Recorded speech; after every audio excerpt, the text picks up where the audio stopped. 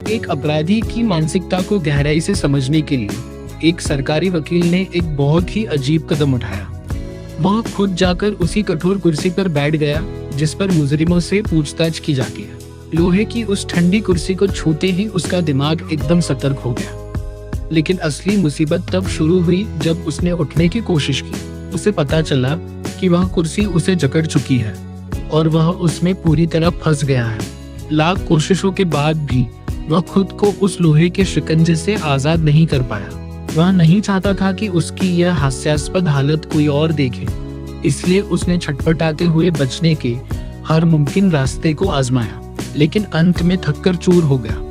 अपनी घबराहट में उसने जेब से दूरभाष निकाला ताकि किसी को मदद के लिए बुला सके, लेकिन वह भूल गया था कि पूछताछ वाले कमरे में तरंगों को रोकने वाला यंत्र लगा हुआ है, जिससे फोन का संपर्क कट चुका था।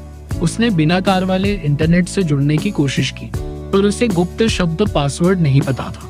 जब तकनीक के सारे रास्ते बंद हो गए तो उसने अपनी शर्म और मर्यादा को किनारे रखकर मदद के लिए जोर जोर से चिल्लाना शुरू कर दिया, मगर बाहर सन्नाटे से भरी गलियारी में उसकी आवाज सुनने वाला कोई नहीं था, क्योंकि उस कमरे की दीवारें आवाज को बाहर जाने से रोकती थी। पूरा दिन बीत गया और दफ्तर के बाकी कर्मचारी अपने कामों में व्यस्त रहे। धीरे धीरे सबको एहसास होने लगा कि उनके दल के मुख्य अधिकारी यानी होम पूरे दिन से कहीं दिखाई नहीं दिए हैं और उनका फोन भी संपर्क क्षेत्र से बाहर बता रहा है। अंत में उनकी एक महिला सहकर्मी जो उनका काफी ख्याल रखती थी, उन्हें ढूंढते हुए वहां पहुंची।